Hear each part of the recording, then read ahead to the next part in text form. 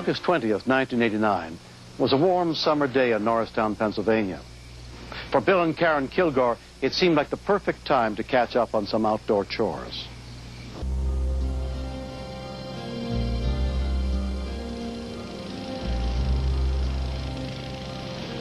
It was just a routine Sunday. I was cleaning up outside. I usually rake up and try and clean up the garden and everything. Bill had just got done mowing the lawn, and he was going to wash the cars, and he must have been going to get something to wash the car. He found his football.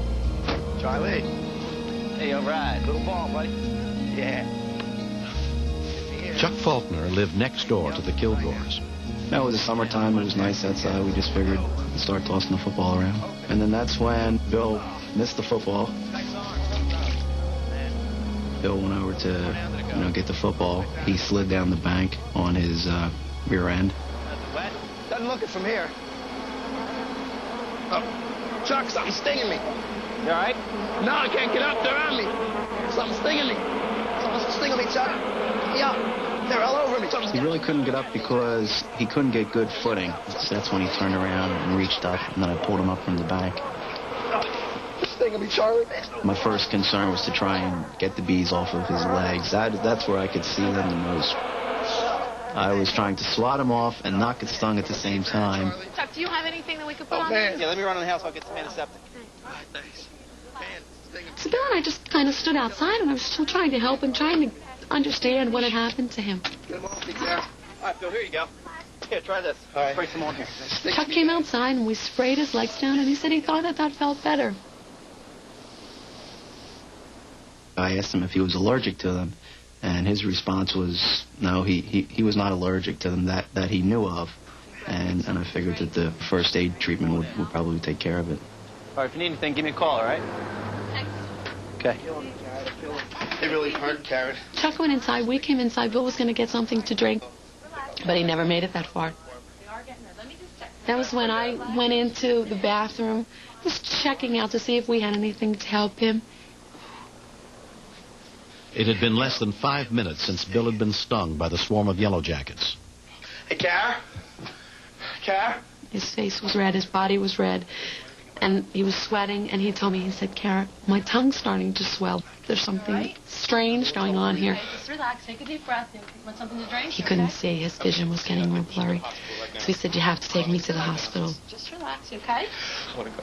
All right. I don't remember thinking it was very, very serious, and I don't know why.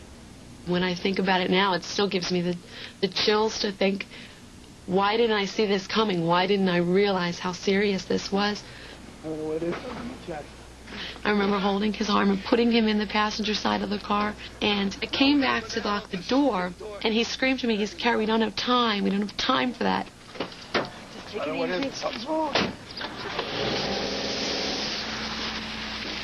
When I started to drive, I took off down the alley, going much faster than I should have been going in the alley.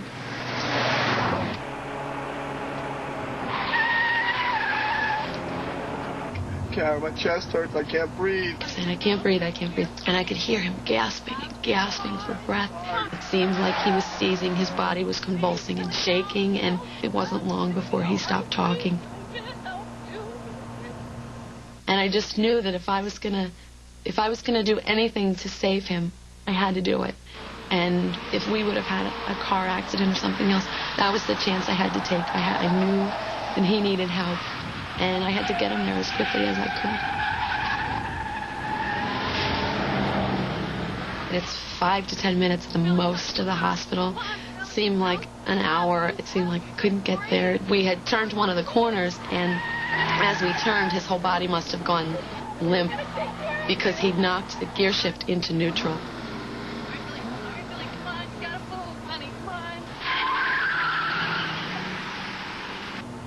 I looked at him and I thought he was dead. I remember thinking, what am I going to do without him? I don't know what to do.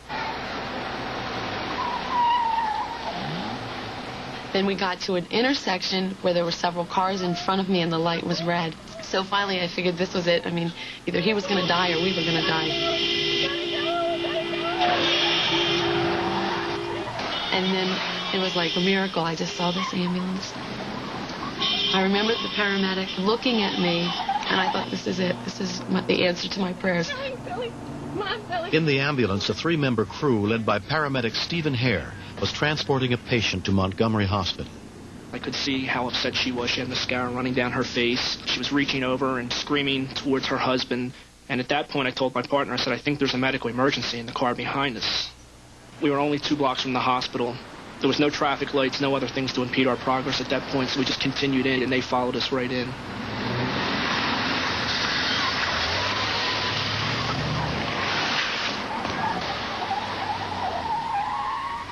We stopped the ambulance in front of the emergency room. Ma'am, what's wrong? She said, my husband's been stung by bees. I don't think he's breathing. Reached in, I shook him. I said, sorry, you all right? He was ice cold to the touch, very diaphoretic.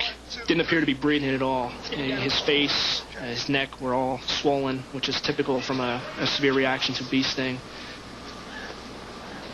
Bill's condition was deteriorating rapidly. We didn't take him into the emergency room because the care that he needed to be done immediately. To run in and get a litter and bring it out would have taken a good 2 minutes, which we felt that at the time he did not have. Emergency room nurse Mary Beth Hardnock was on duty that day. When I realized he was in respiratory arrest and he needed help, my major concern was getting him back into the emergency room where I felt more comfortable dealing with the situation than out in the parking lot. Okay, how about an epi? We've got some epinephrine, which is adrenaline, an actually occurring substance in you. Whenever you get excited, that's what really gets you pumping and so forth. And we gave somebody that through the endotracheal tube. All right. Okay, epi's in. All right, back it down. After he was intubated and the epinephrine was given, he became very combative with us. It took about 7 people to hold him down. We're breathing for you. It was like tearing my heart out to watch him. I wanted so bad for him to be okay, and he didn't know that. I don't think that he knew that. And I thought that maybe he was going to die, and I wasn't going to be able to say anything to him, tell him that I tried to help him. And I just felt that, I felt very lonely and very empty. Watch your back, watch your back. Okay, everybody watch out, coming through. You bet too. All right, get him into room 1. And I just remember looking at him and thinking, I hope I see you again. I hope I see you sometime inside. Look, we'll be with you in a minute, okay?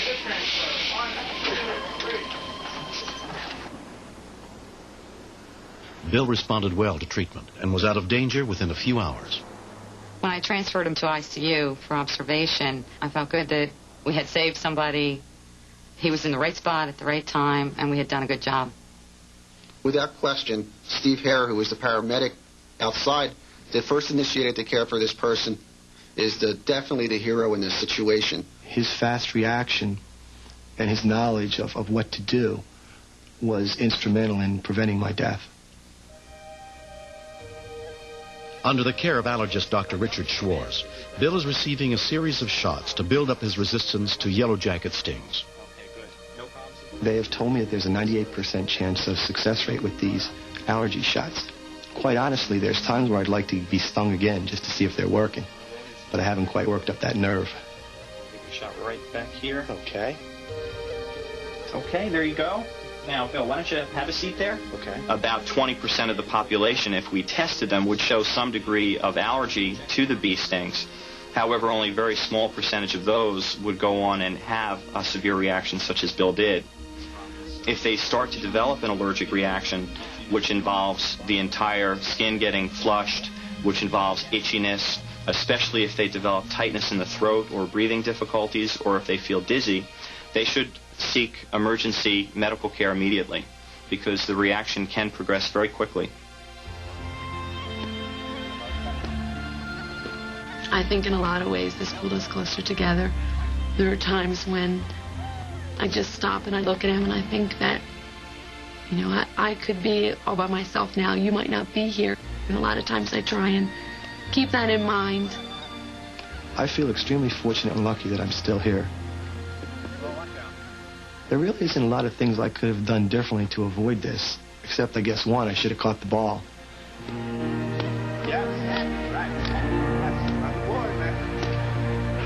Next. What is in the house that's scaring you?